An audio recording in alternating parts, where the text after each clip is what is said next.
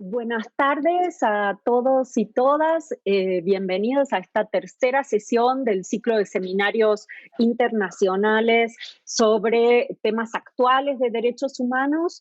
Estamos en nuestra tercera mesa de discusión sobre los retos en torno a las graves violaciones de derechos humanos en América Latina. Es un gran gusto que nos acompañen y un gran gusto compartir esta mesa con 4 ponentes de lujo. Nos acompañan Bernard Duhem, la doctora Sandra Serrano, el doctor Juan Carlos Upegui y la doctora Elisa Ortega.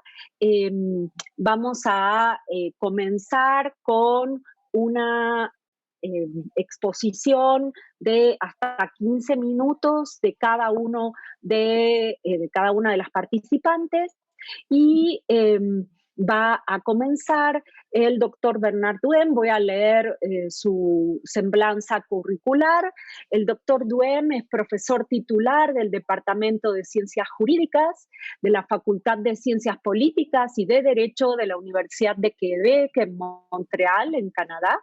Estudió en la Universidad McGill en Canadá, así como en la Universidad de Notre Dame en Estados Unidos, y es miembro del Colegio de Abogados de Quebec en Canadá.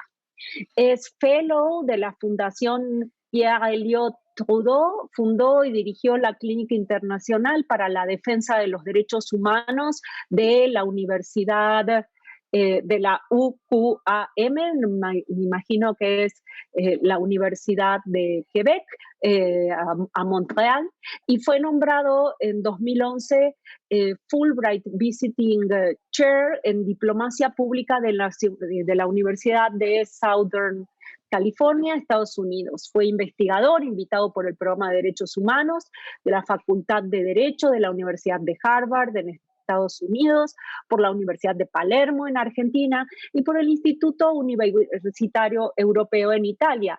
Contribuye a la promoción y protección de los derechos humanos desde 1996, colaborando con diversas agencias internacionales y nacionales, incluso como abogado de la Comisión Interamericana de Derechos Humanos de la Organización de Estados Americanos. También fue consejero de múltiples organizaciones de defensa de derechos humanos, organizaciones indígenas, abogadas, defensoras, organizaciones internacionales y Estado. Representó y asistió a víctimas y defensores en los sistemas interamericanos y europeos de derechos humanos, así como en las agencias especializadas y mecanismos de la ONU, y actualmente es miembro del grupo de trabajo sobre desapariciones forzadas e involuntarias de las Naciones Unidas. Muchas gracias, Bernard, por estar con nosotros. Te damos la palabra. Muchas gracias.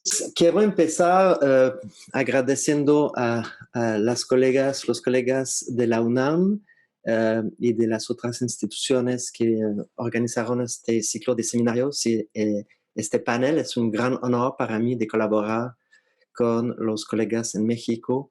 Tengo una relación muy cercana con su país y me encanta colaborar cuando puedo con ustedes.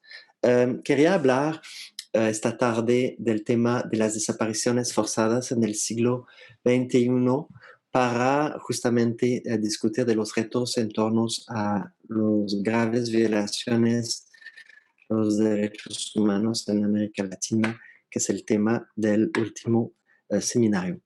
Quería empezar con una pequeña historia, la historia de Florencio Chitanech, que es el hombre que ven a su izquierda, que era el alcalde de un pueblo indígena en Guatemala. Y después de muchas amenazas y hostigamiento tuvo que huir de su comunidad, se fue a la capital y allá amenazaron a su hijo menor y lo capturaron y desapareció. Entonces su mujer presentó quejas en la policía con otras autoridades sin resultado. Y eso es un caso que ilustra desafortunadamente el triste fenómeno de las desapariciones forzadas. Regresaré a este caso en unos minutos. Cuando hablamos de desapariciones forzadas, yo sé que es un tema bien conocido, desafortunadamente bien conocido en México por obvias razones, pero voy a resumir rápidamente. Es la combinación de la privación de la libertad de una persona con la participación o el apoyo o la aquiescencia del Estado, y después la negación de información sobre el destino o el paradero de la persona. Y el resultado obviamente es de excluir a la persona de la protección de la ley. Es una violación de múltiples derechos humanos, obviamente la libertad, pero también la protección judicial, las garantías judiciales, derecho a la personalidad jurídica, a la vida, etc. Hay múltiples violaciones que se combinan en la desaparición. Como saben, es un fenómeno que existe desde mucho. Se empezó a documentar más sistemáticamente con el Plan Noche y Niebla en la Segunda Guerra Mundial, cuando el régimen nazi empezó a desaparecer a gente que se oponían a la ocupación, esencialmente. Pero es algo también que ocurrió también en la Unión Soviética. Pueden ver unas fotos. Y tristemente también en Guatemala, Brasil, Chile, Argentina y otras partes de América Latina, también en otras partes del mundo, Marruecos, Sri Lanka, etc. Y sigue siendo un fenómeno actual. La comunidad internacional empezó a codificar este fenómeno a través de los juicios de Nuremberg, criminalizando a los jefes del ejército. También en Chile y en Argentina, cuando eso pasó en los 70, se denunció a la Comisión Interamericana y a la ONU. La ONU creó en 80 el grupo de trabajo al cual pertenezco ahora. Estamos en el 40 año de la existencia del grupo. La Corte Interamericana, como saben, dictó su famoso caso Velázquez Rodríguez en 88 sobre desapariciones forzadas. La ONU adoptó después la Declaración de 92, que dicta estándares sobre esto, adoptado por la Asamblea General de la ONU. En América Latina, otra vez, en 94, la Convención Interamericana sobre Desapariciones Forzadas de Personas, y después, en 98, se adoptó el Estatuto de Roma, que incluye una sección sobre desapariciones forzadas, y en 2006 la Convención Internacional, que entró en vigor en 2010. Pero como pueden ver, ya podemos constatar que en América Latina el fenómeno era presente y eso resultó en muchas consecuencias a nivel normativo e institucional, a nivel internacional. Es un crimen que suspende los derechos todos los derechos de la persona, colocan a la víctima en una situación de indefensión.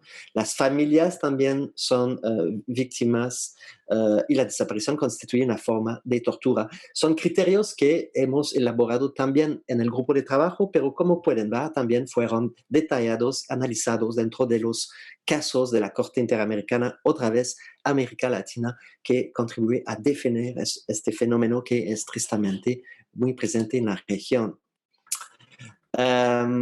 También el sistema interamericano desarrolló múltiples estándares en cuanto a particulares características en la justicia transicional, el hecho que es una violación continua, que hay leyes de amnistías que no son aceptadas, toleradas, que los tribunales militares tampoco pueden juzgar en esos casos.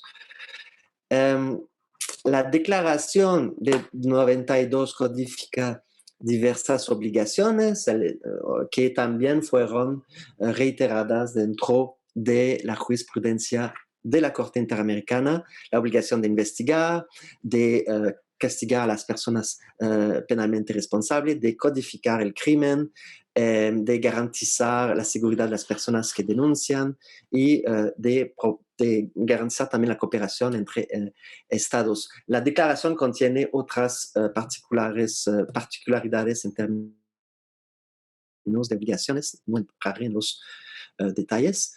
Con el tiempo se desarrollaron también otros elementos alrededor del concepto, incluso el derecho a la verdad y la memoria, que fueron establecidos dentro de múltiples estándares de Naciones Unidas y en la Corte Interamericana. En nuestra visita reciente en Perú en 2015 hemos formulado una serie de recomendaciones sobre la memoria para que la colectividad puede preservar su historia colectiva sobre el fenómeno de las desapariciones y para prevenir el revisionismo, que es desfortunadamente algo que todavía existe en América Latina como en otras partes del mundo.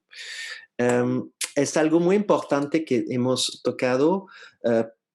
Pueden ver en Chile, en Argentina, los estados establecieron museos y edificios para conmemorar este triste fenómeno, lo que no es el caso, por ejemplo, en Sri Lanka, donde fuimos recientemente, donde el ejército tiene sus grandes edificios en el honor de los soldados, pero las víctimas tuvieron que comprar su propia tierra y construir su propio memorial para conmemorar las desapariciones. El derecho a la verdad también es un derecho que se desarrolló con el concepto de las desapariciones forzadas. Es algo que también tiene sus orígenes dentro del derecho humanitario, en las convenciones de Ginebra, en el protocolo adicional de 77, pero también es algo que desarrolló la Corte Interamericana en un gran caso, el caso Bamacá Velázquez contra Guatemala. Entonces, es un derecho que también se retomó dentro del sistema de Naciones Unidas, incluso dentro de la Convención de 2006 sobre la protección de todas las personas contra las desapariciones forzadas. Nuestro grupo adoptó en adición un informe, un comentario general sobre este derecho dentro de nuestras funciones más generales.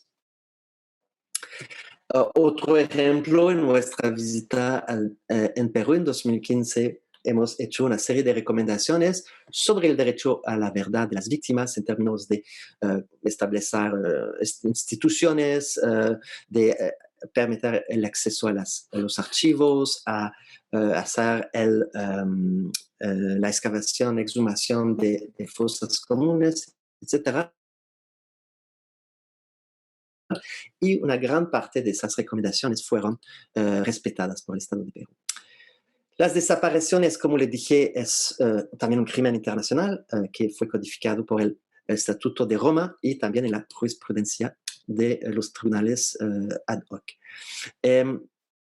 Nuestro grupo es de trabajo sobre las desapariciones forzadas, es un procedimiento especial del Consejo de Derechos Humanos. Somos 5 expertos independientes, imparciales, que hacen un informe anual al Consejo. Tenemos un sistema de caso, que es un procedimiento humanitario, según lo cual recibimos alegaciones de desapariciones, hacemos un registro de esto y pedimos al Estado de someter información sobre el paradero o la suerte de la persona y también sobre las diligencias que toman para investigar y sancionar este caso. Y el caso sigue abierto hasta que sea clarificado por la fuente o el Estado. Tenemos un procedimiento similar para emergencias, pero también tenemos otros procedimientos, incluso alegaciones general, un procedimiento poco conocido, según lo cual podemos recibir información sobre problemas de naturaleza sistemática y mandamos comunicaciones al Estado en este respeto y preguntamos una serie de cosas y eso se publicó después un seguimiento dentro de nuestros informes, etc. Hacemos 3 sesiones por año, en los cuales nos reunimos con estados, familias, ONGs, etcétera. Decidimos los casos y una vez por año hacemos una sesión afuera de la sede en distintos países. Hacemos también generalmente dos visitas a países por año. Las más recientes fueron a Asia Central, en Turkmenistán y Tayikistán, perdón, y Kirguistán, dos países en Asia Central, pero como pueden ver, en distintas partes del mundo recientemente. En esas visitas nos juntamos con miembros del Ejecutivo, Legislativo, Poder Judicial y distintos órganos de la seguridad pública. También, obviamente, con la sociedad civil, con miles de familias, de víctimas, etc. También vamos a visitar sitios de memoria y al final hacemos recomendaciones dentro de un informe de país. Pienso que somos uno de los pocos procedimientos especiales que tiene un procedimiento especial en cuanto al seguimiento de las recomendaciones post-visita. Entonces hacemos un informe sobre la visita con recomendaciones y unos años después retomamos cada recomendación y pedimos al Estado, así como a familias y organizaciones de la sociedad civil, de formular su comprensión del cumplimiento o incumplimiento de las recomendaciones y hacemos un informe de seguimiento. Ahora estamos preparando el informe para las visitas de Albania y de Gambia. También hacemos, como lo comentaba anteriormente, comentarios, observaciones generales para interpretar la declaración, pero también recientemente hemos desarrollado una práctica de hacer informes temáticos. Hemos hecho este tipo de informes sobre desapariciones forzadas y los derechos de las mujeres, de la niñez, también de los derechos económicos, sociales y culturales, y más recientemente 2 informes muy pertinentes para América Latina: desapariciones forzadas en el contexto de migraciones y desapariciones forzadas y investigaciones. El informe temático sobre desapariciones en el contexto de migración toca la migración causada por desapariciones forzadas, también distintas modus operandi de desaparición forzada de migrantes en la captura, la detención y la deportación, expulsión de migrantes. Hemos también tocado factores que contribuyen a la desaparición forzada de migrantes, en particular las políticas de seguridad, la militarización de las fronteras, la discriminación interseccional que a las cuales están expuestas las víctimas, y hemos obviamente hecho una serie de recomendaciones. No tendré tiempo para entrar en cada detalle de este informe, pero les recomiendo también ir a revisar este informe temático. Más recientemente hemos adoptado el informe sobre investigaciones penales, que fue adoptado para ser leído con las directrices que adoptó el Comité sobre las Desapariciones Forzadas, que es la institución hermana nuestra que sigue la implementación de la Convención de 2006. Entonces, el comité adoptó directrices sobre la búsqueda de desaparición, en el contexto de desapariciones, y nosotros sobre la investigación penal. Este informe sigue obviamente estándares que fueron desarrollados dentro del contexto latinoamericano, en particular en el caso de Velázquez Rodríguez, y también toca temas como el contexto de justicia transicional, buenas prácticas, vulnerabilidad particular, etc. Pienso que tengo que quería terminar simplemente diciendo que hay múltiples formas de desapariciones contemporáneas en conflictos armados, en Sri Lanka, Turquía, Yemen, por ejemplo, pero es algo que también tocó la región de América Latina, Guatemala, El Salvador, obviamente. También desapariciones en el contexto de la lucha contra el terrorismo y el crimen organizado, hoy día, por ejemplo, en México, el programa de rendiciones extraordinarias, pero también es una excusa que fue utilizada en Chile, Argentina, como lo pueden ver en los recortes de prensas abajo. También hay el famoso caso de Jamal Khashoggi, entonces desapariciones en un contexto transnacional, pero no es un caso aislado. Hay muchas víctimas que desaparecen de la comunidad uigur que son desplazados a China, pero es algo que no es nuevo. Se acuerdan, por ejemplo, del programa de la Operación Cóndor, en el cual los estados del Cono Sur se apoyaban para desaparecer a gente de manera transnacional. Termino con el caso Chitainech. Es un caso que fue llevado a la Corte Interamericana con colegas de Guatemala y la clínica nuestra, con el apoyo central de nuestro colega Carlos, que también participó en esa audiencia, que ganamos un gran caso sobre la desaparición y su impacto sobre la participación política de los pueblos indígenas, así como la transmisión de la cultura de generación a generación. Con eso termino. Perdón por haber tomado demasiado tiempo. Muchas gracias. Muchísimas gracias, Bernard. Muy interesante y amplio panorama sobre la situación de desapariciones en el mundo. Y creo que algo que me gustaría destacar y dejar en la mesa para la discusión es que las desapariciones son un fenómeno persistente que, digamos, las identificamos con regímenes autoritarios o conflictos armados, pero también hay otros contextos y condiciones en las que se producen y que, lejos de ser algo del pasado, son algo que persiste, son lógicas que persisten y en este sentido nos invitan a reflexionar, a entender cómo también esta práctica se va adaptando. Muchas gracias, Bernard. Y para continuar, le voy a dar la palabra a Juan Carlos Upegui Mejía. El doctor Upegui Mejía es abogado de la Universidad del Externado de Colombia, doctor en Derecho por el Instituto de Investigaciones Jurídicas de la UNAM, con tesis, con mención honorífica, Espuma, Juan Carlos, es profesor titular de la Universidad del Externado de Colombia e investigador de la Organización No Gubernamental Colombiana de Justicia, una referencia en la región, y ha trabajado también para la Corte Constitucional Colombiana y para la Relatoría para la Libertad de Expresión del Sistema Interamericano de la Comisión Interamericana de Derechos Humanos. Adelante, Juan Carlos, hasta por 15 minutos. Karina, muchas gracias por la presentación y por ese reconocimiento de pertenecer a la misma familia. Yo me siento en casa en la UNAM. Muchas gracias, Carlos, por la invitación. A las otras colegas, al colega que me antecedió en la palabra, buenas tardes a todas y todos.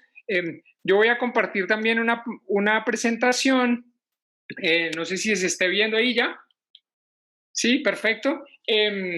Y voy a desarrollar en estos 15 minutitos, a ver si alcanzo, este reto de las violaciones de derechos humanos en América Latina relacionado con la regla de oro de la transparencia. Para hacerlo voy a contar un poco cuáles son como los retos generales de transparentar estas violaciones, porque esto es importante. En primer lugar, después voy a mencionar qué es esto, cómo ha sido esto de la regla de oro de la transparencia, por lo menos en el caso colombiano, y voy a terminar con un caso que puede ser de especial interés para todo el auditorio y especialmente para los colegas en México, donde sé que este tema ha sido muy sensible. Muy bien, ¿por qué es importante transparentar violaciones a los derechos humanos? Esto puede ser obvio, pero es importante recordarlo porque la cultura de la transparencia funciona como un incentivo para respetar los derechos humanos. No voy a hacer lo que sé que no puede ser publicado, no hago lo que sé que me puede llevar a rendir cuentas, no hago lo que sé que puede comprometer mi responsabilidad, por un lado. Por el otro lado, es porque permite hacer públicos los hechos que pueden constituir noticia criminis y en este sentido permitir activar el control interorgánico de las entidades del Estado, sobre todo cuando estas violaciones son cometidas por agentes del Estado. También porque permite alimentar el debate público sobre temas de interés público. Estos temas definitivamente lo son. Son un incentivo para la prensa libre y para las agendas de las organizaciones de la sociedad civil, y sobre todo porque estos ejercicios de transparentar las violaciones de derechos humanos permiten, al documentarlos, activar también ejercicios de memoria que sabemos que son muy importantes en estos temas. Ahora, ¿por qué es un reto? Porque en América Latina venimos de una cultura muy cerrera en torno a la opacidad de las administraciones públicas, porque esta opacidad ha sido crítica en el caso de las fuerzas militares y de las fuerzas de policía, que se han construido a partir de dinámicas y de narrativas de los discursos amigo-enemigo, con rezagos de las doctrinas de seguridad nacional, de la Escuela para las Américas, de las doctrinas anticomunistas y antisubversivas, y recientemente alimentadas también con los discursos de la doctrina de la lucha antiterrorista.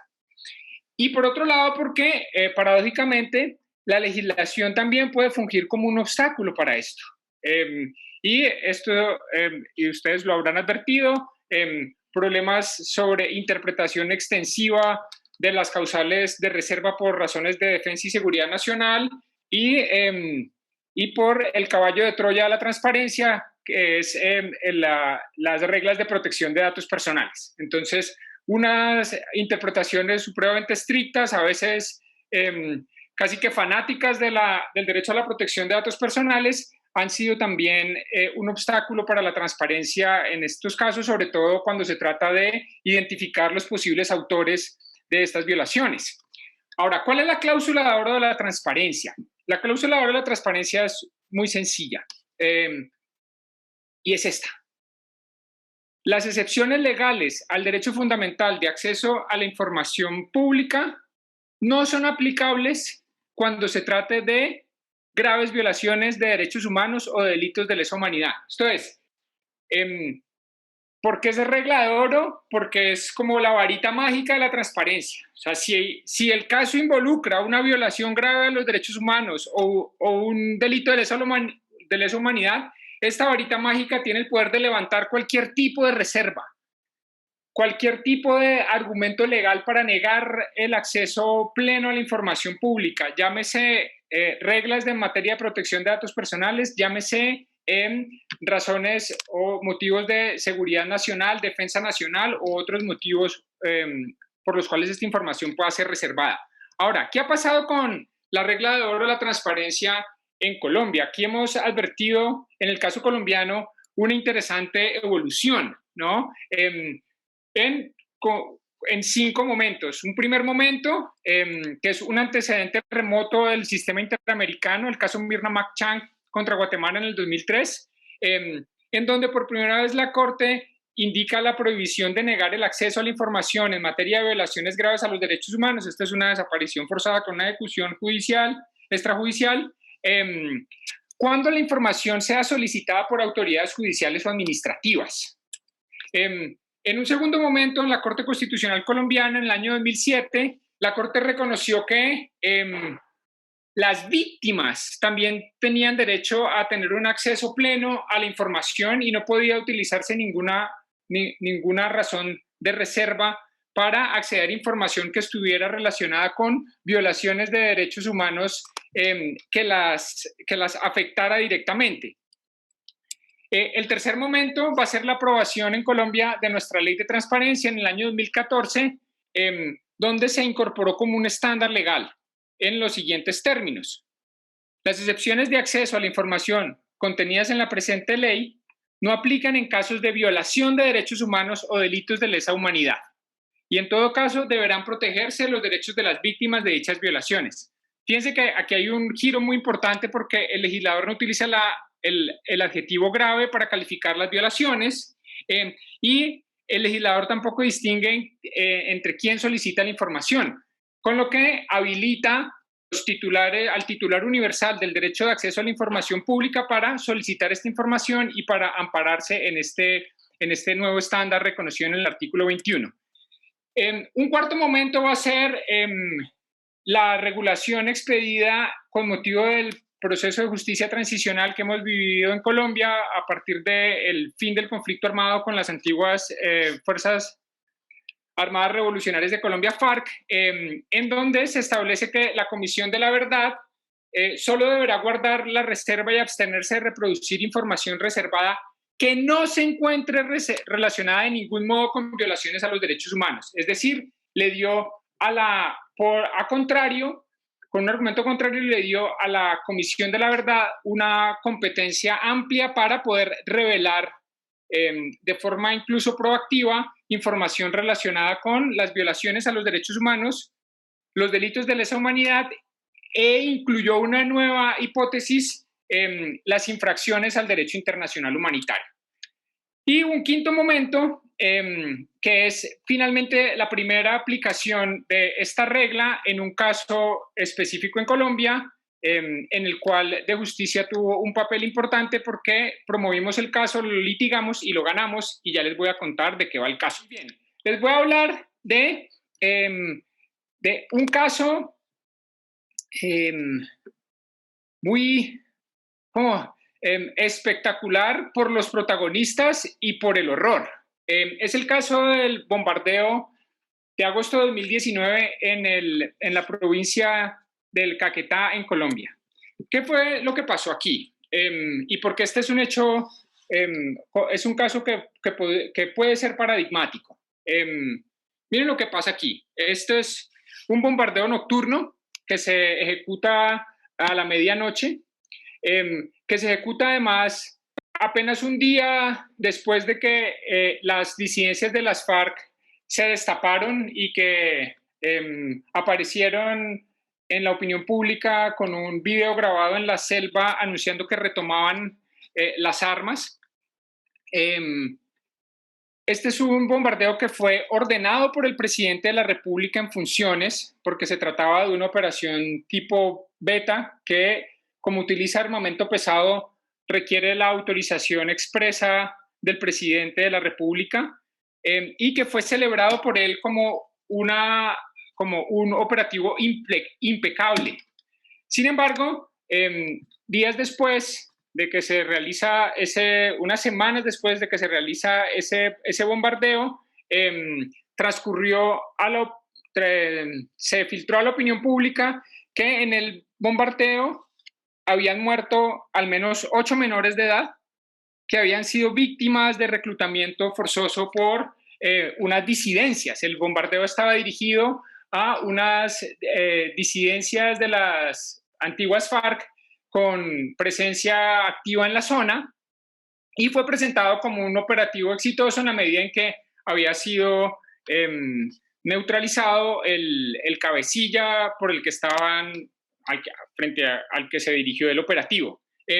Sin embargo, esta información sobre el reclutamiento forzado de los menores y la muerte de estos menores había sido ocultado por el gobierno nacional, por las fuerzas militares, y no había sido revelado a la opinión pública. Esto generó un descontento muy profundo. Se activaron mecanismos de control político, se promovió una moción de censura contra el ministro de la Defensa de entonces, y la presión pública fue tal que el ministro de Defensa decidió renunciar antes de someterse a la moción de censura en el Congreso de la República. Ya ven que el caso tiene unas características muy especiales, muy espectaculares, muy dramáticas, y en De Justicia consideramos que aquí faltaba información, que había información que creo que incluso todavía nos falta conocer de qué fue lo que realmente pasó esa noche y con qué información contaban las fuerzas militares para desatar y para finalmente llevar a cabo la operación. Entonces, nos preguntamos si íbamos a solicitar información, qué pedíamos, y entonces nos pusimos a estudiar derecho operacional para saber bien qué pedir, y solicitamos, mediante una solicitud de acceso a la información pública, la orden de operaciones, los informes de inteligencia, el radiograma y otros documentos que nos permitieran saber cómo había sido la planeación y la ejecución de la operación. Y precisamos los hechos y los protagonistas, miramos el cubrimiento de los medios, las declaraciones de otros servidores públicos y presentamos la solicitud. Como era previsible, las fuerzas militares, el ministro de Defensa nos negó la información, alegando razones de seguridad y defensa nacional.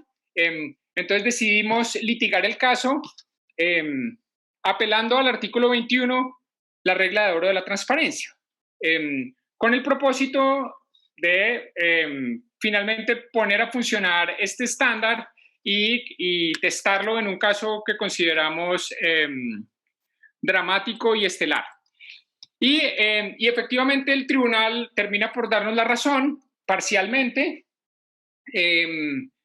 Aplica de preferencia la ley de transparencia sobre la ley de inteligencia utilizando el criterio de ley posterior.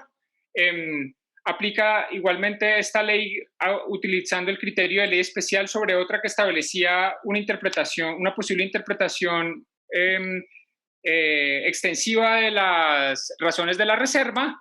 Y finalmente, al momento de pronunciarse sobre el artículo 21, la regla de oro de la transparencia, nos va a decir lo siguiente. Me voy a permitir leer el apartado del texto de la sentencia del tribunal.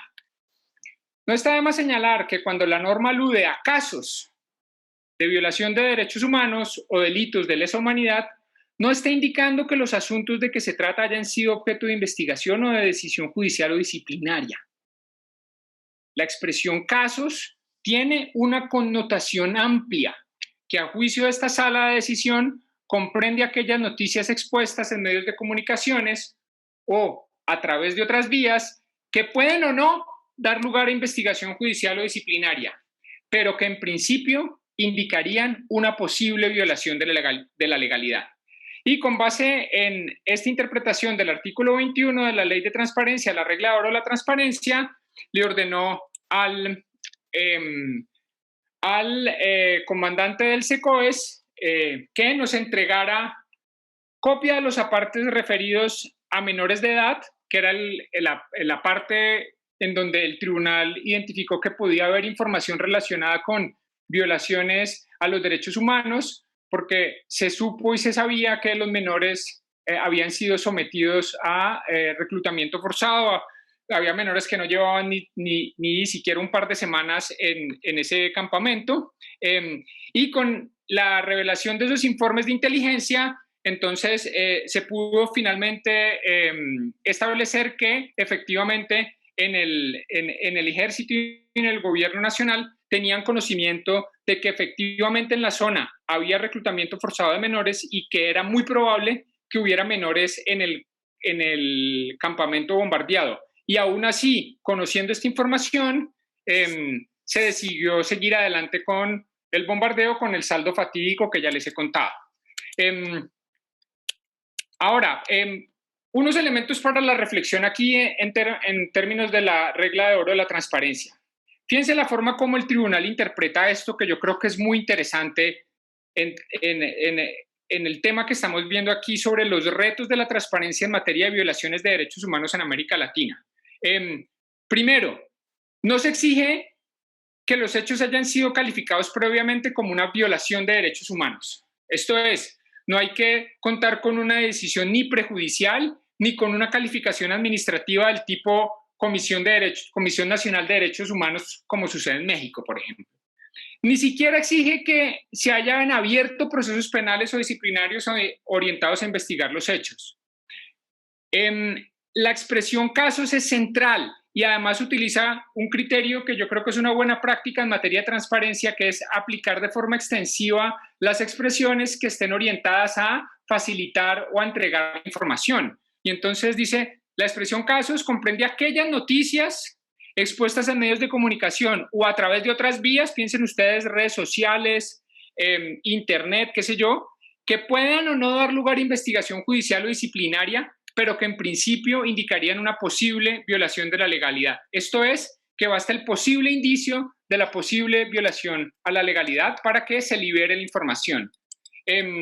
Ahora, ¿qué efectos tuvo esta información? Esta información fue de una especial relevancia pública, esto trascendió a la opinión pública, tuvo una importante cobertura por los medios masivos de comunicación en Colombia cuando la información se destapó, y podríamos llamar que es un caso de litigio exitoso liderado por De Justicia, porque liberó información pública, porque como ya les dije, trascendió a los medios de comunicación, y porque logró un precedente sobre la regla de oro de la transparencia que no teníamos en Colombia, y porque creo que permite avanzar en la concreción de los valores de la transparencia, ¿no? Que es el compromiso indeclinable con la vigencia de los derechos humanos y la posibilidad de adelantar un control efectivo al ejercicio del poder público y a la actuación de las autoridades estatales, independientemente de su jerarquía o de su condición. Muchas gracias.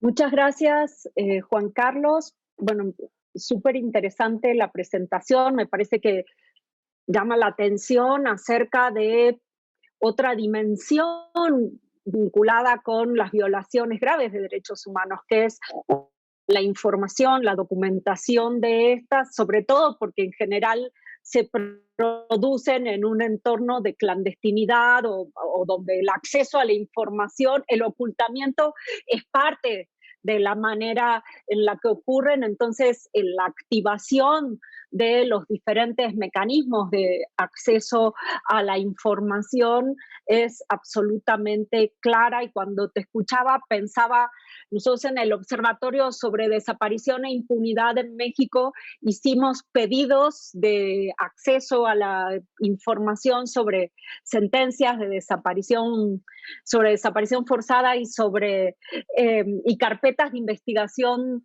sobre esto, y si bien hay un precedente de la Suprema Corte de Justicia que establece que la información sobre violaciones graves de derechos humanos debe ser accesible, nos llevamos más de un año en las idas y vueltas en las respuestas, aunque la regla de oro de la transparencia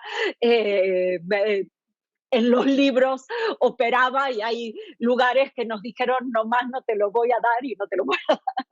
Pero bueno, parece que son las puertas que se abren. A continuación le voy a dar la palabra a la doctora Sandra Serrano García, que es profesora investigadora de Flaxo México, directora del Observatorio sobre Desaparición e Impunidad en México. Hasta hace muy poquito tiempo coordinaba la maestría en Derechos Humanos y Democracia en Flaxo México. Es doctora en Derecho también por el Instituto de Investigaciones Jurídicas de la UNAM, y especialista en Derecho Internacional de los Derechos Humanos por la Universidad de Essex. Ha participado y coordinado diversos estudios sobre acceso a la justicia, debido proceso y derechos de las mujeres. También ha sido consultora sobre esos temas para organismos como la Corte Interamericana de Derechos Humanos y la Organización de Estados Americanos, y tiene una licenciatura en Derecho del Instituto Tecnológico Autónomo de México. Adelante, Sandra. Muchas gracias, Karina. Muchísimas gracias a las y los organizadores. Un placer compartir mesa con Bernard, con Juan, con Elisa. Y bueno, me disculpo porque no traigo presentación de PowerPoint. Pensé que eran 15 minutos y dije, mejor algo rápido, y ahora me siento la fachosa de la mesa.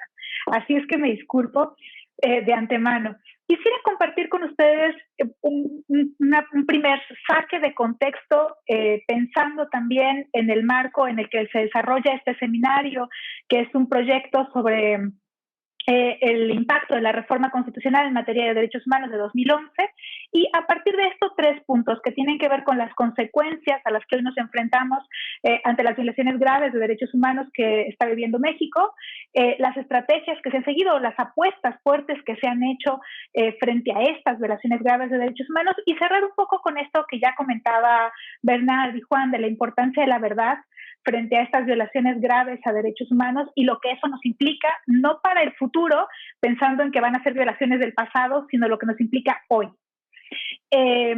Bueno, y empiezo con este primer contexto. Cuando la reforma constitucional de derechos humanos empieza, o bueno, se promulga en 2011, ya estábamos en un contexto de violencia alto en el país. O sea, justamente 2011 fue uno de los años más violentos en la época contemporánea de México.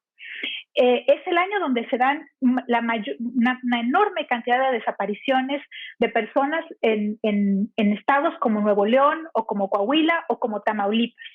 Es uno de los años de mayor sufrimiento para nuestro país. Y sin embargo, al mismo tiempo es que se da la reforma constitucional en materia de derechos humanos como una especie de parteaguas, pero como si fueran a correr en doble vía, ¿no? Por un lado, un crecimiento de la violencia, un crecimiento del sufrimiento, de las violaciones graves a derechos humanos, y por otro lado, parecería que festejábamos algo que se venía construyendo, por supuesto, de mucho tiempo antes, pero algo que tenía que ver más con celebrar a los derechos humanos. Y ambas no dialogaban, y no empezaron a dialogar en 2011, y creo que hoy todavía cuesta trabajo ese diálogo, ¿no? Esta celebración por los derechos humanos que contiene nuestra Constitución al hacer esta integración del derecho nacional con el internacional para la protección de los derechos, y por otro lado, lo que está sucediendo en la realidad.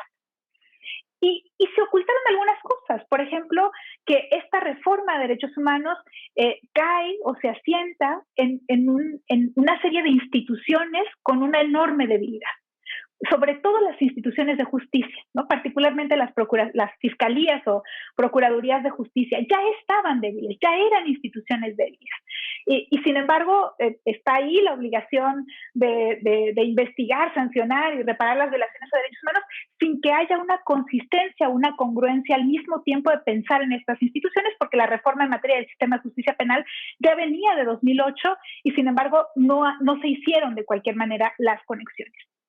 Al mismo tiempo, ya teníamos un contexto evidente de violaciones graves en casos como la tortura. O sea, si ya la desaparición o el desplazamiento forzado todavía no estaban visibles en 2011, ya era muy visible violaciones graves como la tortura o la violencia de género. Y sin embargo, tampoco fueron una parte importante en la discusión de la reforma en materia de derechos humanos. Por eso insisto en que parecería que son dos corrientes que surgen. Y esto en un marco o en un contexto de militarización muy fuerte, que no empieza en 2011, por supuesto, que viene de 2006, 2007, pero que en lugar de irse disminuyendo con el paso del tiempo, hoy pasamos de la militarización solamente de la seguridad pública, que tanto efecto ha tenido en generar otras violaciones graves, como el desplazamiento, como la desaparición forzada, pero también en profundizar violaciones graves como la tortura o la violencia de género. Hoy lo que tenemos es lo que colegas como Julio Ríos o Daira Arana llaman el paso de la militarización a un proyecto militarista, ¿no? Donde más áreas de nuestra vida pública son ocupadas por militares. Entonces, uno de los más grandes retos que hoy tenemos, que está directamente vinculado con la existencia de estas violaciones graves a derechos humanos que hoy tenemos en México y que impiden en mucho el funcionamiento o los posibles efectos de la reforma constitucional de 2011, tienen que ver con esta enorme militarización de la seguridad pública, el proceso a este proyecto militarista, y el que no tenemos un proyecto de retiro de las fuerzas militares de estas tareas de seguridad pública, porque uno puede entender que hay un momento en el que esto es necesario por la explosión de la inseguridad, por el crecimiento de los grupos criminales, pero al mismo tiempo uno no puede pensar que en lugar de retirarse las Fuerzas Armadas, más bien se están asentando y penetrando a todo el Estado. Bueno, y esto, insisto, les decía, trae muchas consecuencias. Me voy a centrar simplemente en dos, que tienen que ver una con violencia de género y otra con desaparición de personas. La que tiene que ver con violencia de género. Hoy no podemos pensar a la violencia de género de las formas más clásicas. La violencia de género, como bien lo reportan organizaciones como Intersecta o Data Cívica, está conectada con esta violencia criminal y con esta violencia estatal producto de la enorme militarización. Entonces, las mujeres ya no solamente son asesinadas primordialmente en su casa, ahora primordialmente somos asesinadas en la calle. Las formas en las que somos asesinadas también han variado. Ahora se utilizan mucho más armas de fuego. Entonces, esta conexión con la violencia criminal ha cambiado o está transformando las formas en las que está sucediendo la violencia de género. Y por lo tanto, habría que pensarlo también desde otros nortes. Ya no basta solamente pensar en la violencia cometida por el perpetrador en la casa, aunque también, pero los perpetradores comunitarios en la violencia de género hoy están teniendo un papel mucho más relevante en un contexto de alta violencia como el que vive México. Y empezar a conectar las consecuencias de la violencia criminal y la violencia militar y de las fuerzas de seguridad con la violencia de género hoy parece ser sumamente relevante para hacernos cargo de lo que está sucediendo. En su último informe, el presidente de la República aceptó que en el último año había crecido 8.9% la violencia feminicida. Y esto ha tenido una tendencia siempre en crecimiento a lo largo de los últimos años, no es nuevo. Pero esto va a seguir creciendo mientras no existan nuevas fórmulas que le pongan freno a la violencia de género. Y por lo que hace a la desaparición de personas. Bueno, en el último informe que presentó la Comisión Nacional de Búsqueda el 25 de noviembre pasado, señaló que había 78,000 personas desaparecidas a ese día aproximadamente, ¿no? 77,900, ¿no? Los cerré en 78,000. Esto también impone muchísimos retos, sobre todo hoy retos de búsqueda de las personas desaparecidas, retos de identificación, retos de saber qué hacer con los procesos de justicia al mismo tiempo, pero todo un andamiaje forense que pueda acompañar a las familias en búsqueda, pero también todo un andamiaje que pueda realizar las búsquedas inmediatas y sobre todo, algo que se ha pensado poco y que se está trabajando poco, ¿cómo hacemos para cesar las desapariciones? Porque no estamos hablando de desapariciones del pasado, no estamos hablando solamente de las desapariciones de 2010, 2011 del noreste del país. Hoy estamos hablando de nuevas desapariciones con particularidades propias de cada región, por ejemplo, el alto crecimiento de desapariciones en Guanajuato, también por el crecimiento del crimen organizado en esta parte del país, ¿no? Se va moviendo el crimen organizado, se van moviendo las fuerzas de seguridad y se mueve también la desaparición de personas. Entonces, no solamente se trata de ver qué hacemos con las consecuencias de las desapariciones que ya sucedieron en los años anteriores, sino cómo hacemos hoy para cesar esas desapariciones, para ponerlas como un problema que está latente, que sigue sucediendo, que se da con características particulares dependiendo de las regiones, que atiende también a distintos tipos de población.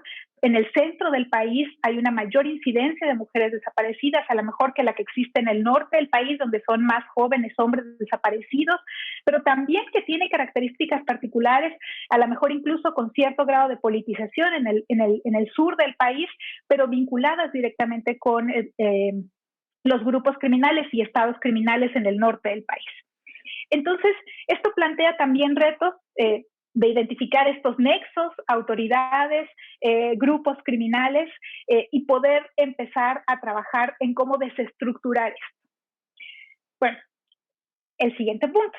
¿A qué le hemos apostado? En este esquema, con esta reforma constitucional ya visibilizada esta violencia, ahora poniendo solamente de frente los casos de mujeres, de violencia de género y de desaparición de personas, ¿a qué le hemos apostado? Más allá de la apuesta de litigio de casos individuales y por supuesto el apoyo que las organizaciones y sobre todo las familias han tenido de instancias internacionales como el Grupo de Trabajo de manera importantísima y el propio Comité de Desaparición Forzada de Personas y la Comisión Interamericana también, la apuesta ha sido fundamentalmente a la creación institucional, al desarrollo de instituciones y desarrollo de leyes. Entonces, claro, ¿qué tenemos? tenemos un gran arsenal de leyes en torno a la violencia de género, bueno, de leyes en torno a la violencia de género y a la no discriminación contra la mujer. Tenemos una ley general contra la tortura, una ley general contra la desaparición forzada y desaparición por particulares y del Sistema Nacional de Búsqueda. Y hago énfasis en esto porque cada ley parece que crea un sistema. Entonces, no es solamente el marco normativo, sino que además tenemos todo un sistema nacional que los acompaña. Y este sistema implica, sí, se supone, el acompañamiento de las instituciones ya existentes, pero al mismo tiempo implica la creación de nuevas instituciones, lo cual podría parecer a simple vista algo positivo, pero si recordamos que ya desde 2011 sabíamos que teníamos una debilidad de las instituciones de justicia y de derechos humanos, muchas de estas nuevas fórmulas que traen estas leyes generales se insertan en esas instituciones ya débiles y en esas instituciones que nunca lograron asumir los compromisos constitucionales y mucho menos los contenidos de estas nuevas leyes generales. Entonces, por ejemplo, en el caso de mujeres, lo que tenemos son organismos o comisiones gubernamentales de las que no depende prácticamente la decisión de nada, sino que a nivel municipal, en ese espacio que es el que directamente les afecta a las mujeres cuando han tenido un problema, que no van a acudir a la Secretaría de Gobernación, sino van a acudir a su municipio, a las instancias que están ahí de manera más inmediata. En ese nivel, en lugar de que actúen las leyes de segunda generación, que ya están impregnadas por el derecho internacional de los derechos humanos, las mujeres siguen acudiendo al DIF. El último respondiente, el que al final les da algún tipo de respuesta, no son las instituciones novedosas. Sigue siendo una institución que está arraigada en los valores de la familia, en donde lo que importa es proteger a la familia y no proteger a la mujer violentada. ¿Y por qué? Porque en estas capas de creación institucional, estos organismos, ya me quedan 2 minutos, me voy más rápido, estos organismos se han vuelto periféricos y siguen siendo las fiscalías, las secretarías de seguridad pública, las propias presidencias municipales o las gubernaturas y las secretarías de gobierno las que mantienen el control. Y toda la infraestructura contra la violencia de género es periférica y no tiene ninguna intervención. ¿Qué pasa en desaparición forzada? Ha sido tanto el andamiaje institucional que se ha creado, tantos mecanismos que se han creado, sin que se hayan levantado los anteriores, los que estaban previamente, y algunos otros creados por efecto de otras problemas. Por ejemplo, el protocolo ALBA por desaparición de mujeres entra junto con los protocolos nuevos de desaparición de personas. Entonces parecería que hay una fragmentación institucional donde lo viejo convive con lo nuevo, y en esa fragmentación lo único que se da es espacio para la neutralización de las facultades de las autoridades, y donde las familias tienen que ir a tocar muchas más puertas, y entonces nadie se tiene que hacer responsable, porque siempre hay otro alguien que tiene la misma función. Y eso, por supuesto, en demérito de las familias en la búsqueda de justicia y de sus personas desaparecidas. Y cierro con esta preocupación de que hoy tenemos que comenzar a construir la verdad de estas violaciones graves que son del pasado reciente, pero del presente, de hoy mismo. Hoy tenemos que empezar a hacernos cargo de buscar esa información, de a lo mejor de ejecutar con mayor fuerza esa regla de oro de la que nos hablaba Juan, pero de empezar a pensar qué información tenemos que resguardar, cómo tenemos que pensar los procesos de verdad y de construcción de verdad, porque hay muchas narrativas alrededor de esto, y que esto nos sirva también de base para caminar de manera conjunta a procesos de justicia que me parece que también han sido hechos a un lado en este contexto que estamos viviendo ahora. Muchas gracias, Karina. Gracias, Sandra. Creo que pusiste sobre la mesa al menos 2 cosas que quisiera señalar. Por una parte, la actualidad de estas violaciones graves de derechos humanos, ¿no? A pesar de que tenemos que trabajar en la verdad y en la memoria, en realidad en muchos casos son cosas del pasado, pero también cosas del presente, y cómo pensar en este doble tiempo. Y por otra parte, otras 2 cosas: pensar las capas de violencia y los contextos en los que se insertan, ¿no? Donde son diferentes capas de violencia las que se superponen: violencia de género, violencia criminal, violencia estatal, violencia política, ¿no? Y pensar estas combinaciones. Y finalmente, creo que haces un llamado a pensar, al menos para México, ¿no?, los mecanismos institucionales o la tendencia de creación institucional o de legislación que tiende a generar como un churrigueresco institucional donde hay una abarrotamiento de instituciones, pero que muchas veces eso, lejos de favorecer la atención, la verdad, la justicia, la reparación, la no repetición, genera nuevas oportunidades para evitar la responsabilidad. Con eso me quedaría como dimensionando los contextos, la temporalidad y los desafíos institucionales que se enfrentan en este caso. Y bueno, para finalizar, voy a darle la palabra a la querida Elisa Ortega. Elisa es investigadora titular de tiempo completo definitiva en el Instituto de Investigaciones Jurídicas de la UNAM, es doctora en Derecho y maestra en Derecho Público por la Universidad Carlos III de Madrid y licenciada en Derecho por el Instituto Tecnológico Autónomo de México. Tiene un postdoctorado en Derecho en el Instituto de Investigaciones Jurídicas de la UNAM y ha realizado estancias de investigación en las universidades de Warwick y de Chile. Además, es miembro del Sistema Nacional de Investigadores con nivel 1. Sus líneas de investigación son Derecho y Migración, Niños, Niñas y Adolescentes, Migrantes y Refugiados, Asilo, Refugiados y Migración Forzada, Estudios Críticos del Derecho, Sistema Interamericano de Derechos Humanos y Derecho Internacional Público. Tiene diversas publicaciones y experiencia docente en sus áreas de especialización, coordina la línea de investigación Derechos, Migraciones y Movilidades y el diplomado Migración y Derechos Humanos, enfoques multidisciplinarios del Instituto de Investigaciones Jurídicas de la UNAM desde 2016. Y también coordina el seminario interinstitucional Estudios Críticos del Derecho y Migraciones del Instituto de Investigaciones Jurídicas de la UNAM y del Centro de Investigaciones sobre América del Norte de la misma universidad. Muchas gracias por participar, Elisa. Buenas tardes. Hola, ¿qué tal? Muy buenas tardes a todas y a todos. También un gran gusto compartir con queridos colegas, con Sandra, contigo, Karina, por supuesto, con Carlos y con los colegas que hoy estoy conociendo. Bueno, pues yo les voy a hablar sobre el fenómeno de deportación de niños, de niñas y adolescentes no acompañados de Estados Unidos a raíz de la pandemia, ¿no? Para efectos de la presentación voy a referirme como niños, a las niñas también y a los adolescentes, ¿no? Pero engloba el concepto. Primero les quiero platicar a manera de contexto que el régimen de frontera global, tiene como fin la administración de personas migrantes y refugiadas a través de su filtrado, de su selección, de su ingreso, de su permanencia, de su redirección también y finalmente de su desechamiento en caso de que no sirvan o no sean funcionales para los estados.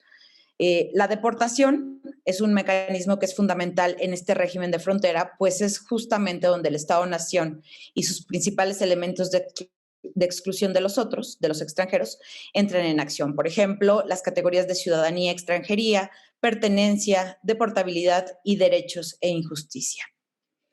A raíz de los sucesos terroristas del 11 de septiembre y en las últimas décadas, por los grandes movimientos transnacionales de personas a gran escala, pues bueno, han hecho que proliferen políticas y prácticas de deportación a nivel global, ya que los estados ven estos fenómenos como un socavamiento a su soberanía. Piensen, por ejemplo, en las caravanas migrantes, ¿no?, que tuvieron lugar desde finales de 2018, ¿no? Esto los gobiernos lo ven como un desafío a su soberanía. Entonces, esto que no es nuevo, ¿no? Por supuesto ya tiene varias décadas, pues ha llevado a que se consolide un régimen de deportación que se caracteriza por producir sujetos desechables y deportables según criterios de raza y clase, de acuerdo con un catálogo que está en constante expansión, que tiene como principales razones de inadmisibilidad, pues violar, por ejemplo, las leyes de inmigración, pero también participar en actos criminales o ser una amenaza a la seguridad pública, ¿no? Este concepto jurídico indeterminado, ¿no? Que ha proliferado especialmente a raíz del 11 de septiembre. Además, en el último año, en el contexto contemporáneo por la pandemia, pues bueno, han surgido también razones médicas que han actualizado los supuestos de deportación de cierta clase de extranjeros, no de todos, ¿no? Por lo cual el actual régimen de frontera promueve también leyes y políticas racializadas de enfermedad y contagio. En Estados Unidos, el tema de la deportación, pues bueno, es un fenómeno que ya tiene larga data. De hecho, bueno, desde los ataques terroristas del 11 de septiembre, es un componente central de su estrategia de seguridad nacional. Naturalmente, en los tiempos que corren, el régimen de deportación en Estados Unidos no ha parado. Por el contrario, el gobierno estadounidense, amparado en una declaratoria de emergencia que emitió a raíz del COVID, al igual que hicieron pues buena parte de los estados y las normativas relacionadas, pues continúa deportando a miles de personas migrantes, sean adultos o niños, con el fin de frenar la propagación del virus. Sin embargo, la administración de Trump ha llevado a cabo esta práctica sin observar las medidas epidemiológicas necesarias, por ejemplo, para no esparcir el virus a otros países. Ya está documentado que a raíz de las prácticas de deportación sumaria, pues bueno, se ha esparcido el virus al menos a 11 países en vías de desarrollo. También estas prácticas de deportación a raíz del COVID, pues bueno, no se han hecho salvaguardando las garantías que se deben de observar para personas deportadas. Y también se está deportando a niños migrantes no acompañados, también sin las medidas adecuadas, ¿no? Para que haya en los países de tránsito o de destino quien los reciba y que no se viole, como decía yo, pues el derecho de solicitar asilo. Ahora, ¿cuál es el fundamento legal que ha usado el gobierno de Trump para esta práctica? Pues bueno, usa una orden interina que se emitió de emergencia para los Centros para el Control y Prevención de Enfermedades, los CDCs. Esta orden es del 24 de marzo y está vigente hasta que el peligro haya cesado, ¿no? Y a través de esta orden, ¿no? Una orden que emana del Ejecutivo, pues los CDC pueden prohibir y prohíben de facto la entrada al país, a Estados Unidos, por motivos de salud pública a personas que puedan propagar enfermedades. Esta regulación de los CDC fue emitida al amparo de la Ley de Salud de 1944, que autoriza al cirujano general de Estados Unidos suspender la entrada de personas. La Ley de Salud señala que pueden ser nacionales o extranjeras, cuando una enfermedad transmisible en un país extranjero plantee un peligro grave de introducción de dicha enfermedad en Estados Unidos y la suspensión sea necesaria en interés de la salud pública. Ahora, lo que pasa con la orden de los CDC es que redefine y amplía esta disposición de la ley de salud. Para empezar, no impone como requisito que la persona prohibida esté infectada, ¿no? Que esto debería ser lo obvio. O sea, no es un requisito que esté infectada o contagiada o que represente un peligro para la salud pública. Tampoco requiere una determinación individualizada. De hecho, la orden está cuidadosamente elaborada para ser aplicada solamente a los extranjeros sin documentos válidos de viaje que ingresen al país por tierra, ¿no? Esta norma básicamente se aplica en frontera sur, ¿no? En la frontera de Estados Unidos con México, a migrantes irregulares. Entonces, esta norma racializada, pues solamente aplica a cierta clase de personas que se consideran como un peligro para la salud pública, ¿no? No aplica como reza el fundamento original a ciudadanos estadounidenses, a residentes legales permanentes que sean extranjeros, como les decía yo, ¿no? Tal y como lo señala la Ley de Salud de 1944, que es de donde saca, ¿no? Su fundamento.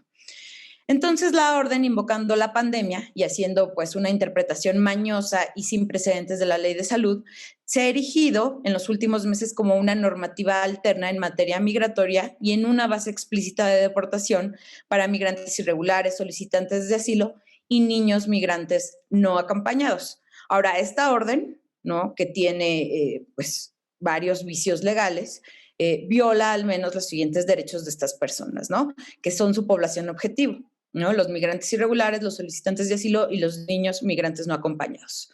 Viola, por supuesto, el derecho de solicitar asilo en caso de persecución. El derecho de solicitar asilo en Estados Unidos, por supuesto, tiene un fundamento legal federal, ¿no?, la Refugee Act de 1980.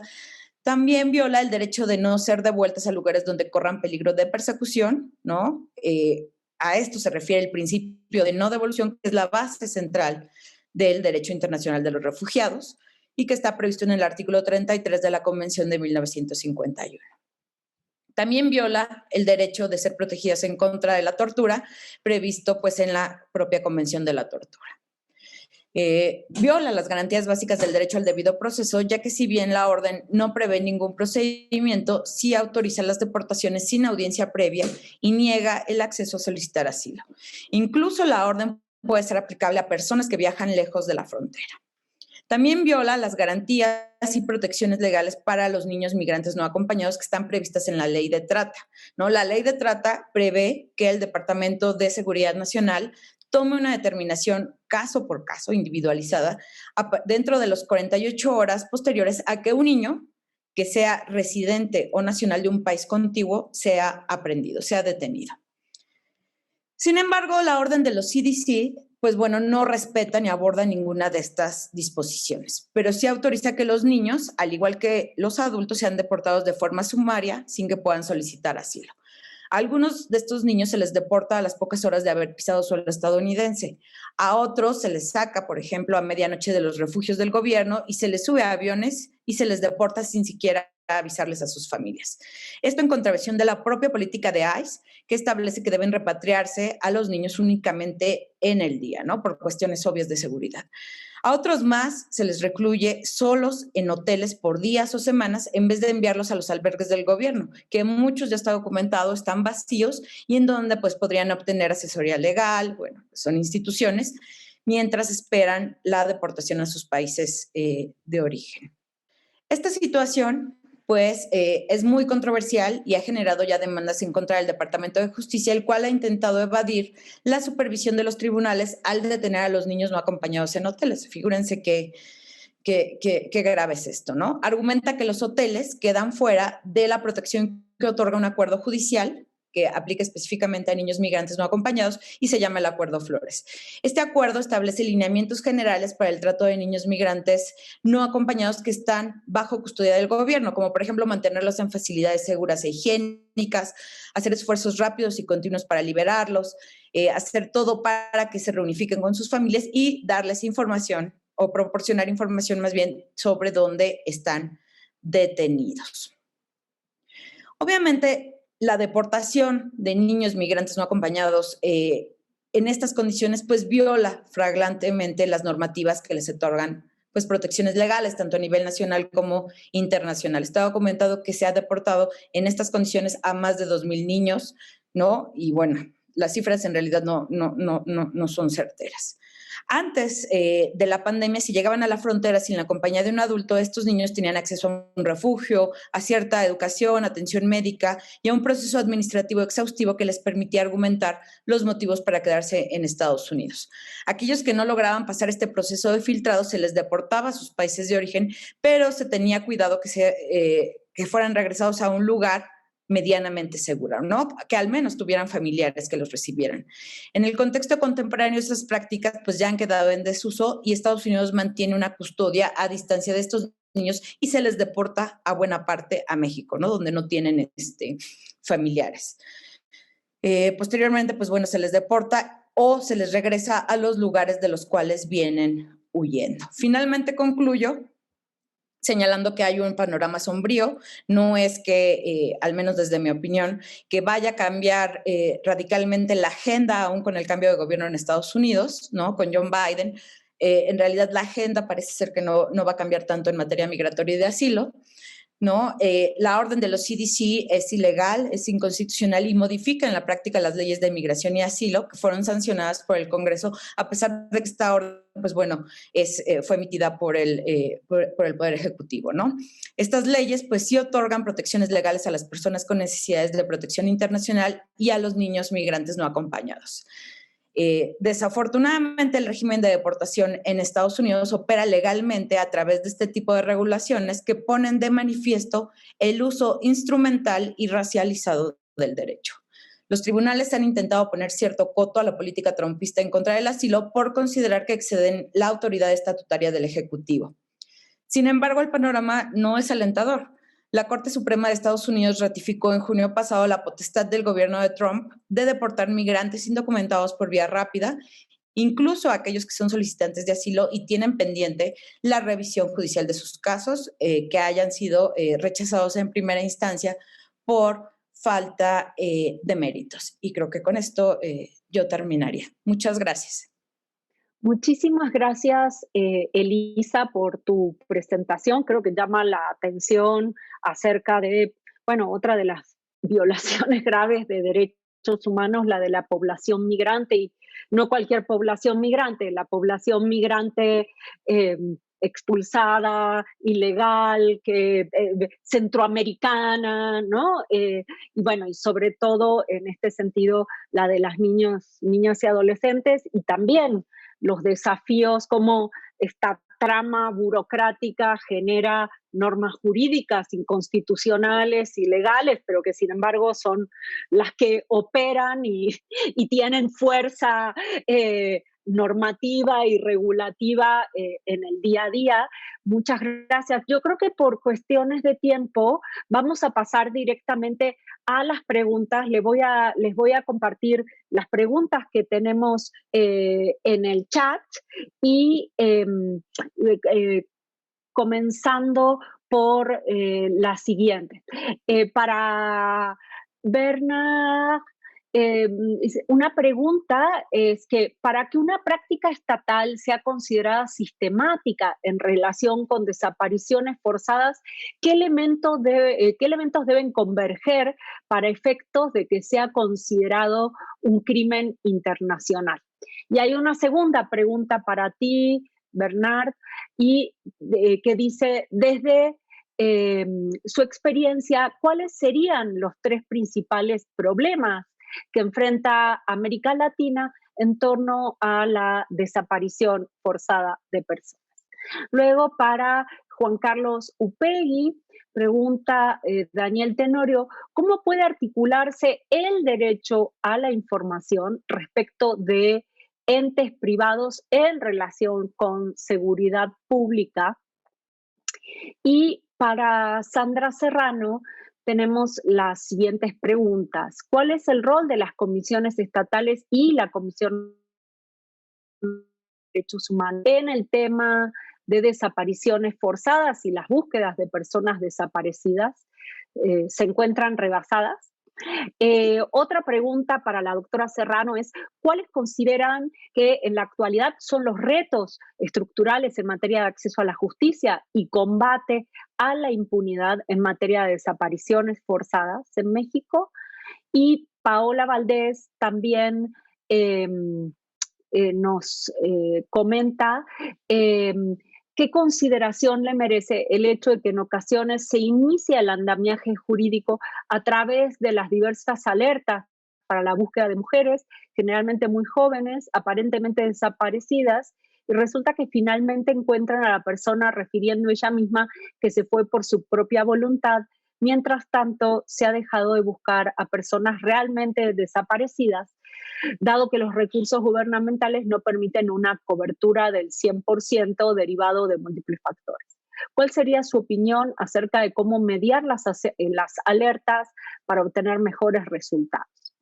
Y para la doctora Elisa Ortega tenemos también 2 preguntas. Es ¿cómo enfrentan las niñas, niños y adolescentes no acompañados a los tribunales norteamericanos? Y por otra parte, ¿cuál es el papel que debería tomar México en el tránsito de migrantes, sobre todo cuando México ha sido calificado como el peor país para vivir durante la pandemia, de acuerdo con una publicación de Bloomberg. Y también hay otra pregunta, ¿qué opina de la validez de la aplicación del título 42 para excusar las deportaciones y suspensiones de los procesos de asilo por cuestiones humanitarias? Entonces, en el mismo orden que comenzamos, les daría la palabra primero a Bernard, que por otra parte tiene que retirarse más temprano, y seguiríamos el mismo orden hasta por 5 minutos a cada una de ustedes. Bernard, adelante. Muchas gracias. Gracias otra vez a los colegas por las presentaciones muy, muy interesantes e importantes. En primer lugar, en cuanto a la primera pregunta, mencioné sistemático hablando de nuestro procedimiento de alegaciones generales. En realidad, nuestros métodos de trabajo, que son como nuestras reglas de procedimiento, dije alegaciones generales, se dicen en español denuncias generales, perdón por mi español, y mencioné sistemáticas, pero en realidad este procedimiento se refiere más a obstáculos que el Estado enfrenta en cuanto a la implementación de la declaración. Y generalmente nos interesa tratar de entender al nivel institucional cuáles son este tipo de obstáculos que pertenecen al sistema, por eso que mencioné sistemáticos. Entonces son generalmente obstáculos en la ley, falta de adopción de legislación, o al nivel administrativo, por ejemplo, la falta de registro de personas en centros de detención o de detención de migrantes, lo que igual no debería existir, en mi opinión. Y excepto en ciertas circunstancias muy excepcionales. Y también en hospitales, por ejemplo. Es algo que hemos visto en muchas partes del mundo. Para el derecho penal internacional, la pregunta se refería a esto, el criterio de sistematizado para que sea, o sistemático para que sea un crimen internacional. Eso se refiere al crimen contra la humanidad o de lesa humanidad, pienso que se dice en español, que se refiere al nivel generalizado y sistematizado. Y en unos casos del Tribunal Penal para la ex Yugoslavia, en Kornarak, en Blaskic, en otros casos, detallan este criterio que generalizado se refiere al nivel de la amplitud, que debe ser de amplitud muy larga, y sistemática se refiere a la naturaleza organizada del evento o de los actos de violencia, y que es improbable que sean actos por causalidad. Obviamente eso es en el ámbito del derecho penal internacional. La interpretación puede ser distinta en otros ámbitos. Por ejemplo, actualmente en Quebec hay una gran discusión sobre la discriminación sistemática. Hay graves problemas de discriminación, en particular en cuanto a los pueblos indígenas, y hay una negación por parte del gobierno, por lo menos en Quebec, y hay toda una discusión sobre lo que significa esto, el aspecto sistematizado o sistemático de la discriminación. Hemos tratado de argumentar esto en un caso de discriminación contra República Dominicana y contra un caso de migraciones, de migrantes, el masacre de Guayubén, es el caso Nadege Darzema contra República Dominicana, y habíamos argumentado justamente la discriminación sistemática, argumentando en entonces época que había una discriminación indirecta que resultaba de las políticas y de las estructuras del Estado que no tenían como primer objetivo una discriminación directa, pero que indirectamente resultaban en la discriminación. La Corte no se pronunció sobre esto porque no tenía que hacerlo según ella, pero yo la argumentaría así. En cuanto a la segunda pregunta, y no quiero monopolizar todo el tiempo, 3 problemas principales. Yo diría más 3 tipos de problemas en cuanto a las desapariciones forzadas.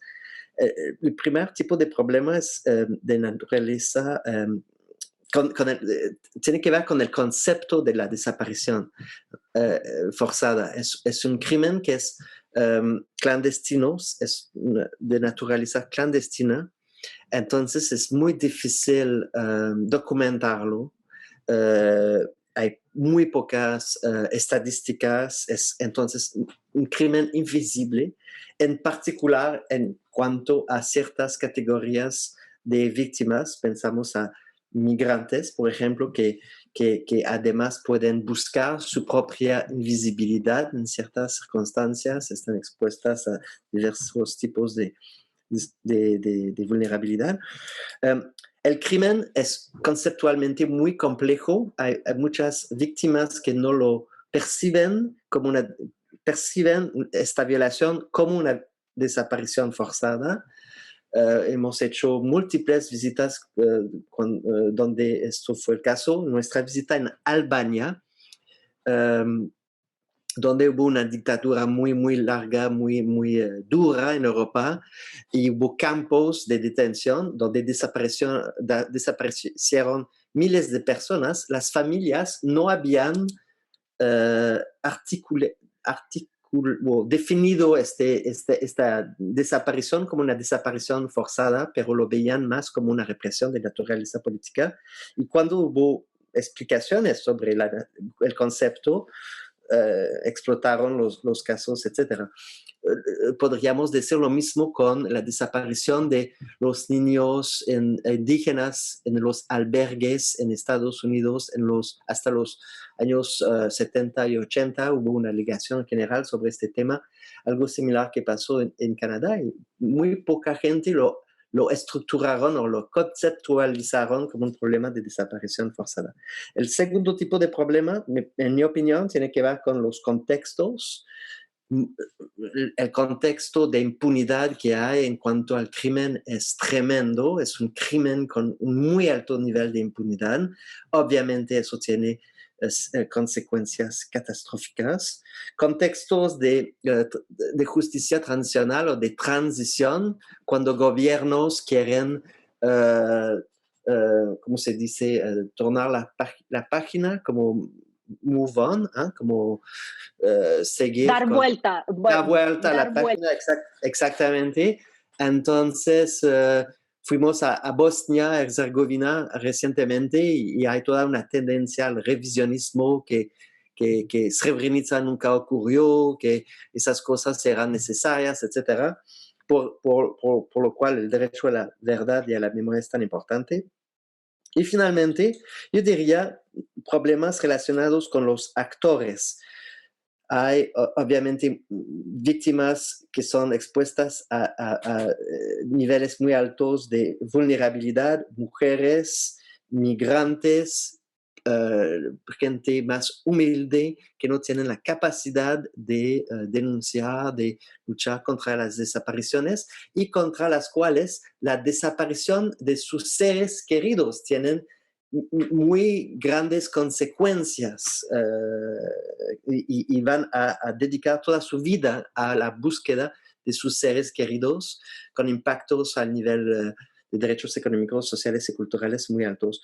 Otros actores ahora que nos preocupan mucho en el grupo de trabajo son los actores no estatales. Como saben, hemos adoptado ahora una nueva práctica de empezar a documentar instancias de desapariciones que no son por agentes estatales, pero o con la aquiescencia o la cooperación de los estados, pero por parte de actores no estatales que actúan como estados, es decir, que controlan ciertos territorios y que tienen funciones casi estatales. Entonces hemos empezado a documentar casos, por ejemplo, en Libia, en Ucrania y en otras partes del mundo, en particular, obviamente, donde hay conflictos armados. Es en nuestro informe anual de 2019, si les interesa, pueden consultar esto.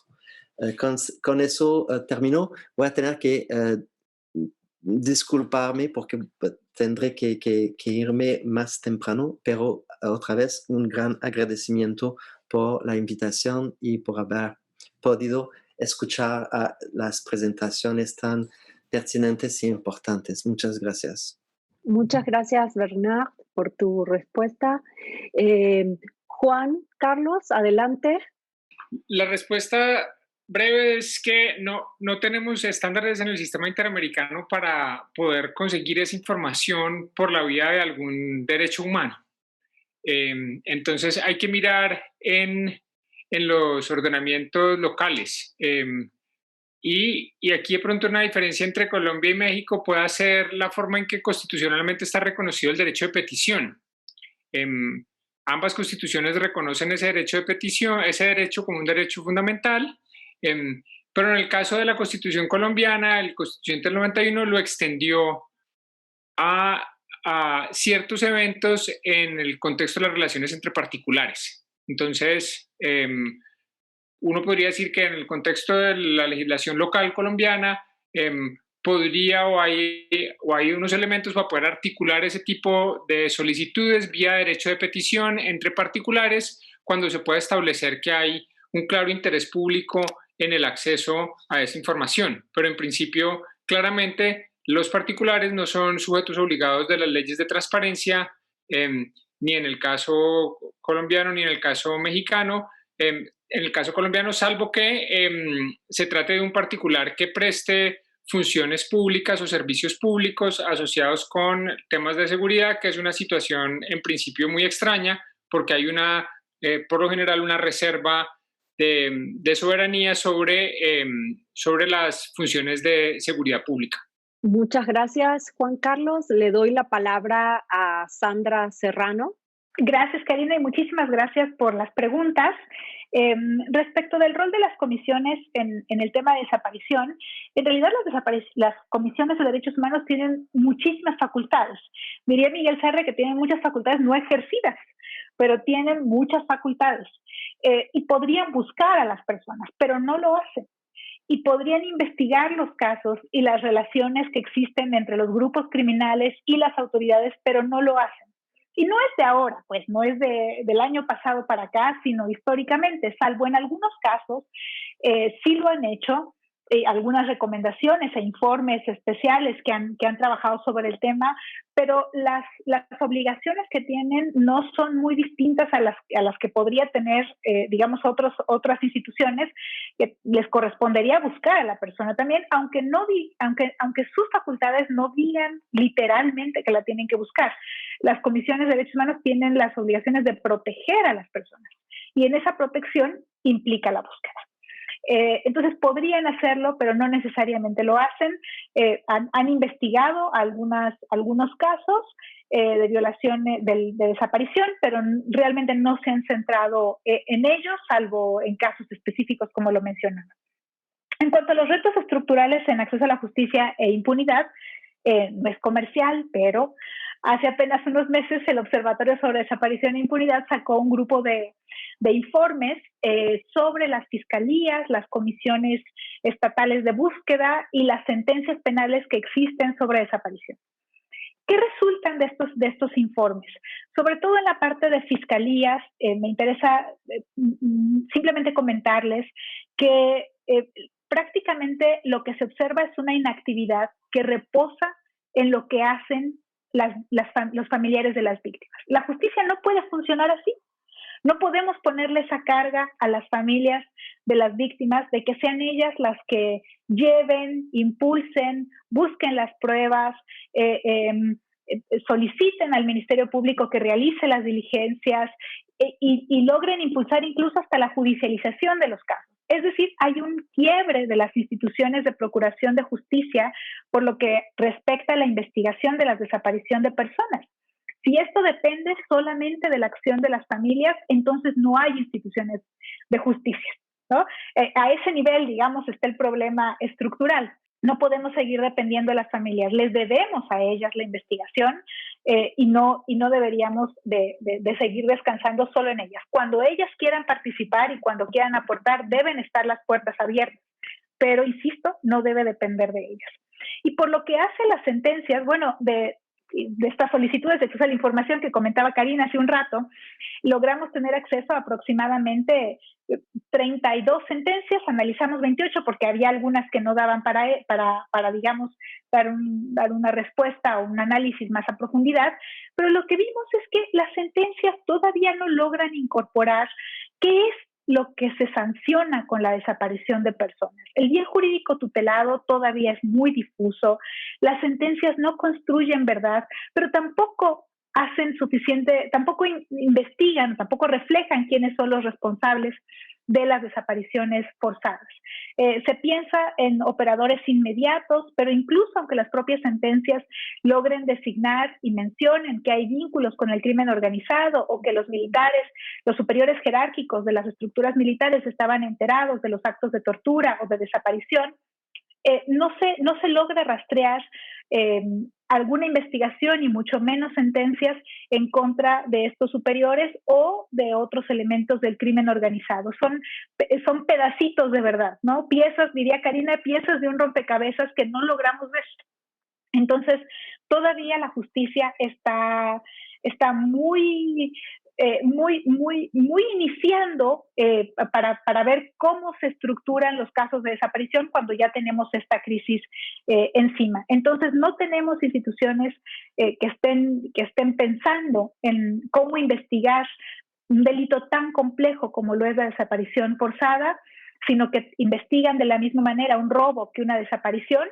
Y a veces incluso encuentran el robo de un coche y siguen la investigación del robo y se les olvida que hay una persona desaparecida, y al mismo tiempo, cuando se logran judicializar algunos casos, estas sentencias nos dicen todavía muy poco.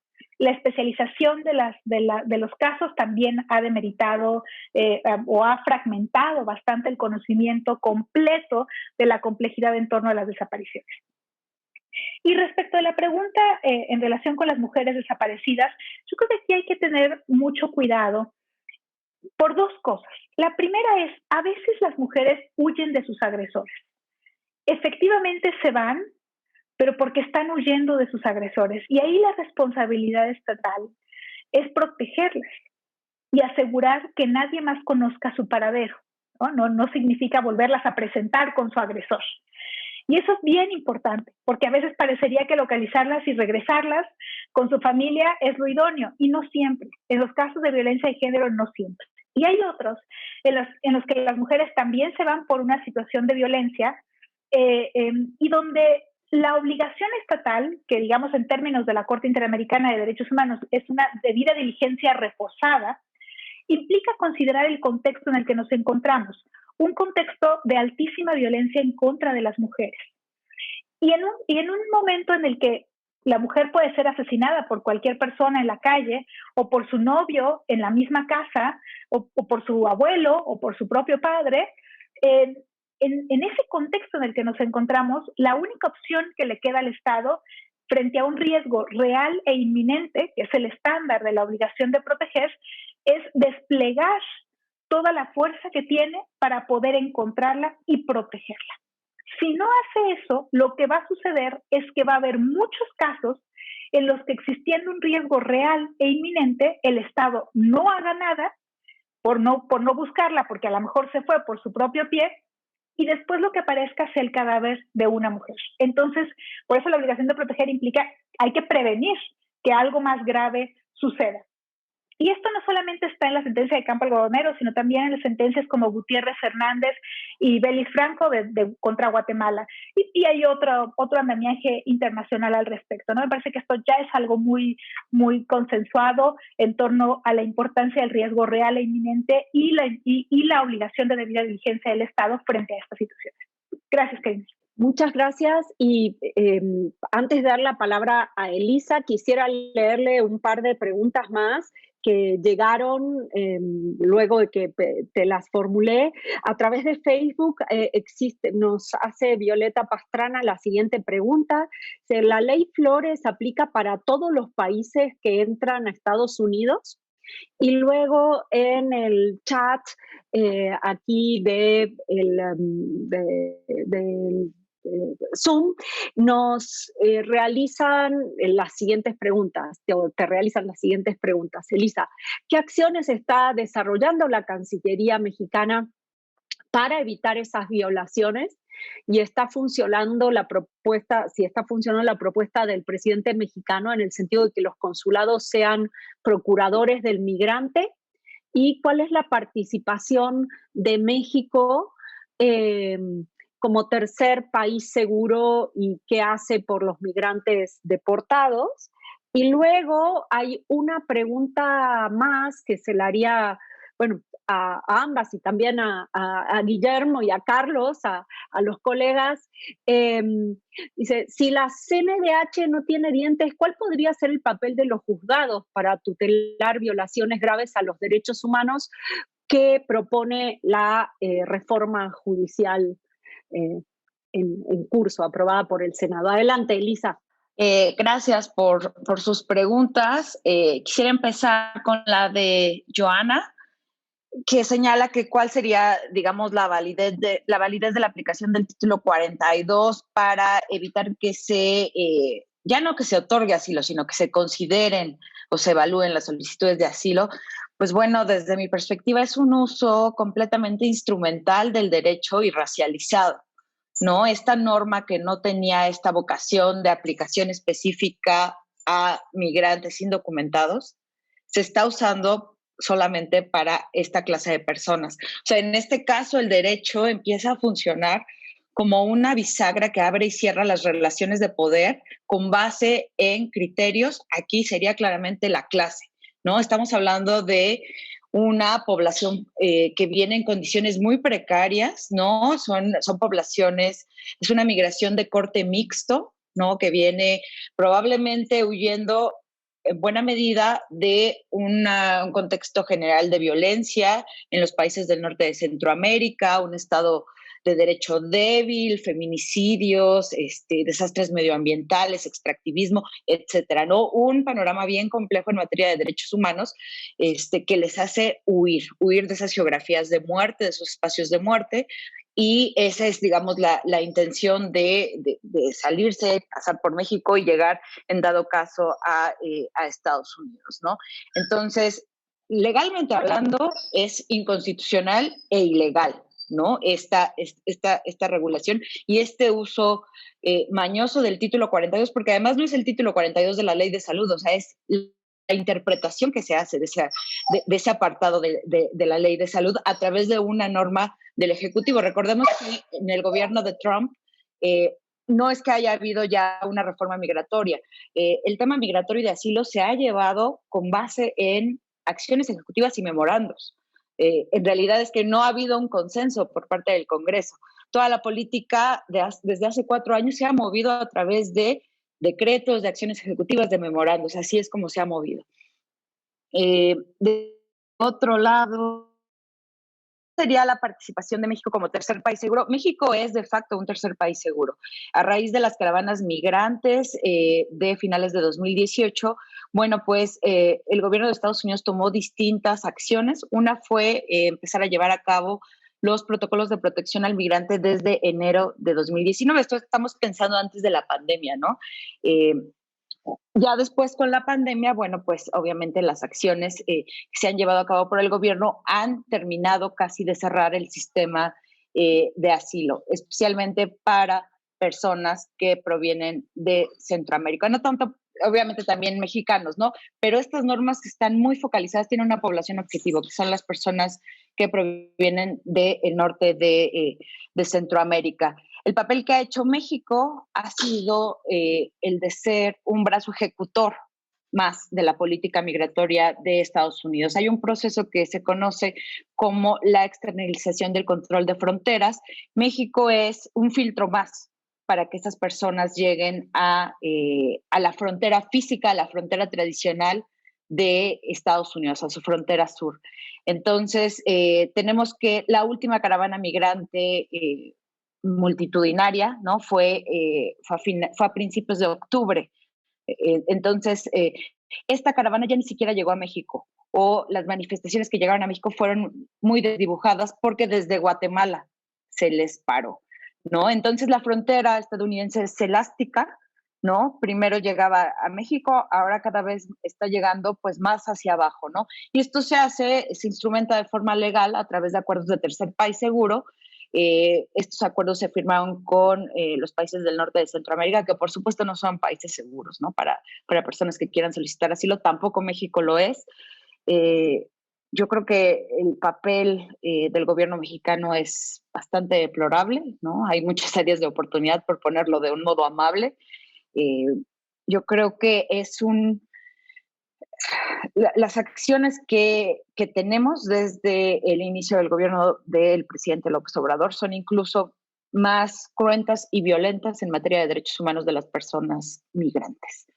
Esa es mi perspectiva. Ya no quisiera alargarme mucho más, Karina, porque son 6:55, pero quedo a sus órdenes para cualquier tema que deseen. Mi correo es elisa.ov@unam.mx y con todo gusto. Muchísimas gracias, Elisa.